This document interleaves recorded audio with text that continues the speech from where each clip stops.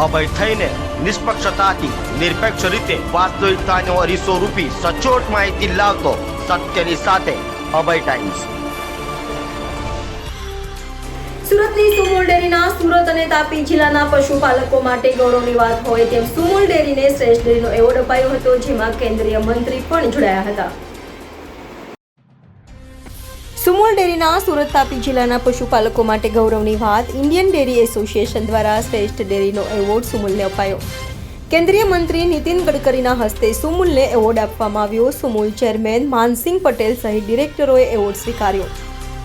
સુમુલ ડેરીના નવી પારડી પ્લાન્ટ પ્રતિ દિવસ 5 લાખ લીટરની ક્ષમતાને અદ્યતન તકનીકી સાધનો સ્થાપિત અને ઉર્જા કાર્યક્રમ કામગીરીને ધ્યાને લઈ વેસ્ટ ઝોન ડેરીમાં સુમુલ પ્રથમ ક્રમે આવ્યું। 2.5 લાખ પશુપાલકો દૂધ ઉત્પાદન થકી દરરોજ 12 કરોડ રૂપિયાની રોજગારી મેળવે છે। Jayesh Patel, director Sumul dairy. સુમુલ ડેરીના નવી પારડી યુનિટને અદ્યતન ટેકનોલોજી સાથે શ્રેષ્ઠ પરિણામને કારણે ઇન્ડિયન ડેરી એસોસિએશન તરફથી બેસ્ટ ડેરીનો એવોર્ડ એનાયત થયો છે। સમગ્ર સુરત તાપી જિલ્લા સાથે જોડાયેલા 2.5 લાખ પશુપાલકો માટે ગૌરવની ક્ષણ છે।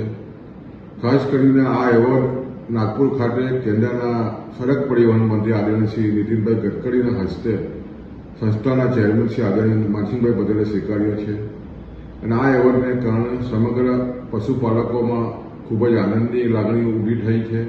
સુમુલ ડેરી લગભગ 75 વર્ષના એના શ્રેષ્ઠ શાસનમાં પશુપાલકો માટે દરરોજના 12 કરોડની આમદની આપવામાં સફળ થઈ છે અને ડેરી જે રીતે ઉત્તર પ્રગતિ થઈ રહી છે, સમગ્ર નિયામક મંડળના પ્રયત્નો અને પશુપાલકોના પ્રયત્નને કારણે ડેરી શ્રેષ્ઠતા તરફ આગળ વધી રહી છે। તમામ પશુપાલકોમાં આનંદની લાગણી છે।